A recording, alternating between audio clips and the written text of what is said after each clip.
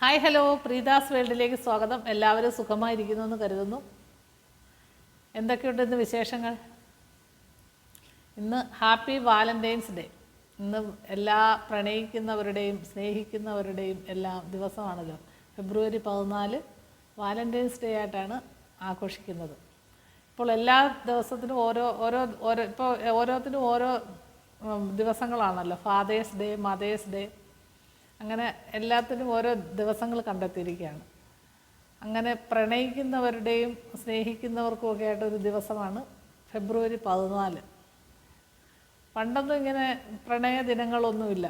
അന്നത്തെ പ്രണയങ്ങൾക്ക് വേറൊരു കാഴ്ചകളായിരുന്നു, വേറൊരു നിറമായിരുന്നു. എനിക്ക് തോന്നുന്നു ഒരു 90ൻ്റെ അവസാനം, 1990-നൊക്കെ ശേഷമാണ് നമ്മൾ ഈ പ്രണയ ദിനമായിട്ടൊക്കെ ഫെബ്രുവരി 14 ഞാനൊക്കെ അറിഞ്ഞു തുടങ്ങിയാണൊക്കെ എനിക്ക് തോന്നുന്നു. അതിനു മുമ്പ് നമ്മുടെ കാലഘട്ടത്തിലൊന്നും ഇങ്ങനെ പ്രണയ ദിനം ആയിട്ട് ആഘോഷിക്കുന്നതൊന്നും ഞാൻ കണ്ടിട്ടില്ല.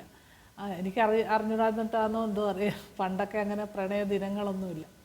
അന്നൊക്കെ പ്രണയിക്കുന്നത് വളരെ പാടുപെട്ട് ബുദ്ധിമുട്ടി, പിന്നെ ആൺകുട്ടികളോട് മിണ്ടുന്നത് പോലും എല്ലാവർക്കും ഭയങ്കര പേടിയാണ്. നമ്മുടെ കൂടെ പഠിക്കുന്ന പിള്ളേരോട് തന്നെ അന്നൊക്കെ ഞങ്ങളൊക്കെ സ്കൂളിൽ പഠിക്കുമ്പം രണ്ടായിട്ടായിരുന്നു, ആൺകുട്ടികൾ വേറെ പെൺകുട്ടികൾ വേറെ.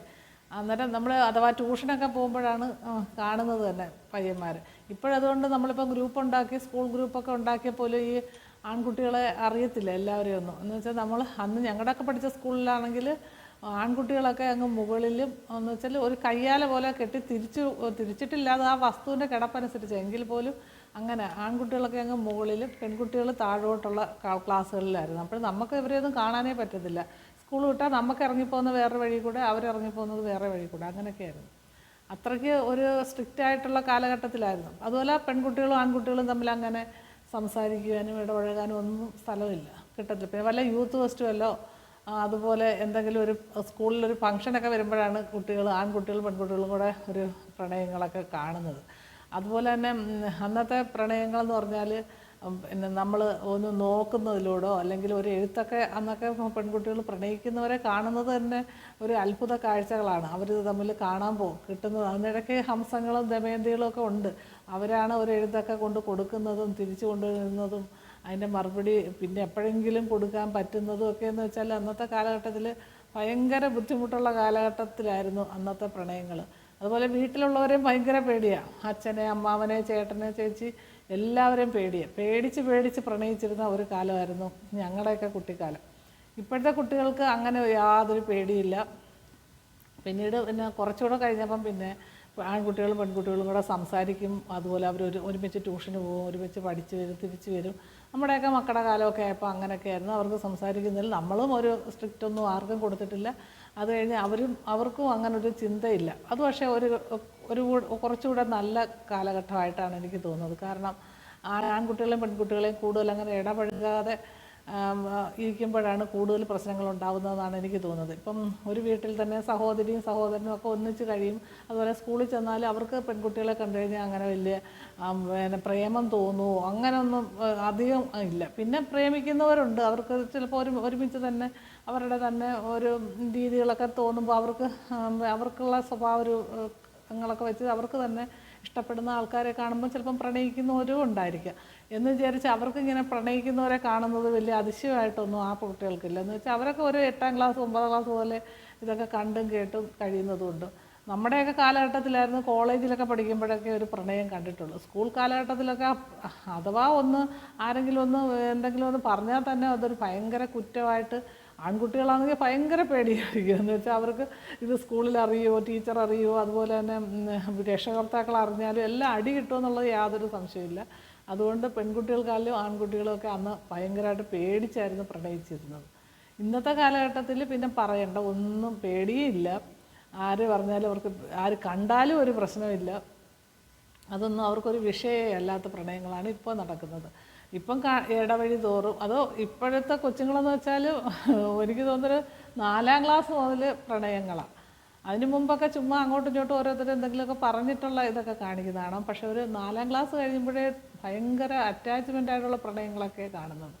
കടകളിൽ നിന്ന് ഈ ഡയറി മിൽക്കിനൊക്കെ ഇന്ന് ഭയങ്കര കച്ചവടമായിരിക്കും. ഡയറി മിൽക്കിനും മറ്റേ എന്തോ മിഠായികൾക്കൊക്കെ ഭയങ്കര, അതുപോലെ റിങ്, അയ്യോ എന്തുമാത്രം റിങ്ങായി പിന്നെ ഫാൻസി സ്റ്റോഴ്സിൽ നിന്നൊക്കെ പോകുന്നത്.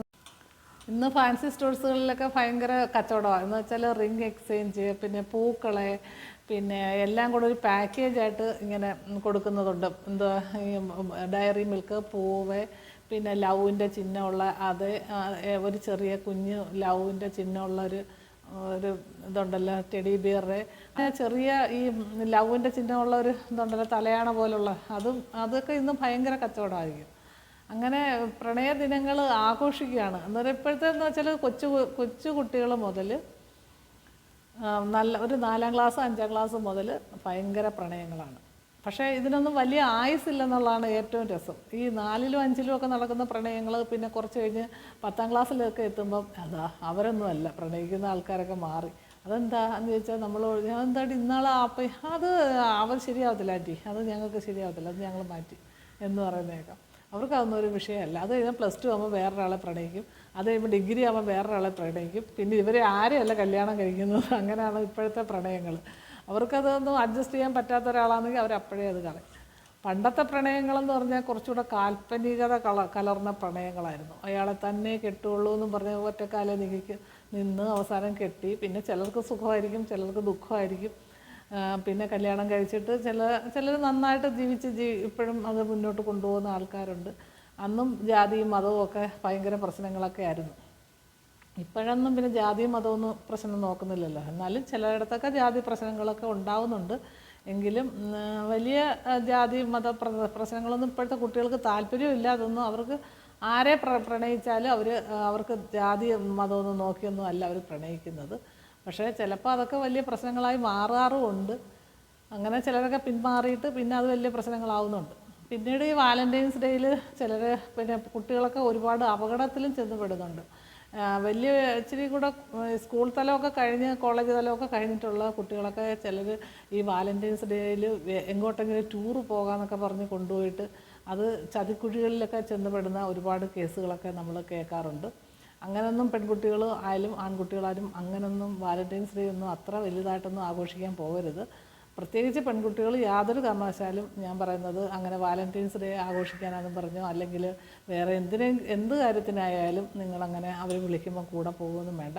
അതൊക്കെ ഇത്തിരി കൂടെ കഴിഞ്ഞ് അവർക്ക് പക്വതയൊക്കെ എത്തിയതിന് ശേഷം അതിൻ്റെയൊക്കെ എന്താണ് തീരുമാനങ്ങളൊക്കെ മുതിർന്നവരൊക്കെ എടുത്ത് പിന്നെ നിങ്ങൾ വാലൻറ്റൈൻസ് ഡേയോ അല്ലാത്ത പിന്നെ സാധാരണ പിന്നെ ബർത്ത്ഡേയോ എന്തെങ്കിലും മാരേജ് ഡേയോ ഒക്കെ ആഘോഷിക്കാൻ നിങ്ങൾക്ക് പോകാം.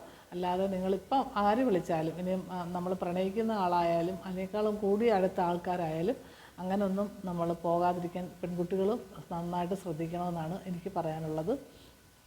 പിന്നീട് വാലൻറ്റൈൻസ് ഡേ എന്ന് പറഞ്ഞു കഴിഞ്ഞാൽ പ്രണയിക്കുക എന്ന് പറഞ്ഞാൽ നമ്മൾ ഇപ്പം പാർട്ട്ണറെ മാത്രമല്ല, നമ്മളിപ്പം സ്നേഹിക്കുന്ന ആളെ മാത്രമല്ല, അല്ലാതെ നമുക്ക് ഭർത്താവിനെ സ്നേഹിക്കാം, അമ്മയെ സ്നേഹിക്കാം. സ്നേഹത്തിൻ്റെ ദിവസം എന്നേ ഉള്ളൂ. അല്ലാതെ ഇന്ന ആൾക്കാരെ മാത്രം പ്രേമിക്കുന്നവരുടെ മാത്രം ഒരു ദിവസമായിട്ടത് വന്ന് പെട്ടുപോയതായിട്ടാണ് എനിക്ക് തോന്നുന്നത്. അങ്ങനെയൊന്നുമല്ല. നമ്മളെ സ്നേഹിക്കുന്ന ഗുരുക്കന്മാരെ സ്നേഹിക്കാം. ആർക്ക് വേണമെങ്കിലും നമ്മൾ ഇന്നൊരു പൂവൊക്കെ കൊടുത്ത് അല്ലെങ്കിൽ സർപ്രൈസ് എന്തെങ്കിലും കൊടുത്ത്, അതുപോലെ നമുക്ക് ഏറ്റവും ഇഷ്ടപ്പെട്ട ഒരാളെ പോയി കാണുന്നതിനോ അതിനൊന്നും ഒരു കുഴപ്പമില്ല. അതിനിപ്പം പ്രത്യേക ദിവസമൊന്നുമില്ല. എല്ലാ ദിവസവും നമുക്ക് പ്രണയിക്കാവുന്നതേ ഉള്ളൂ.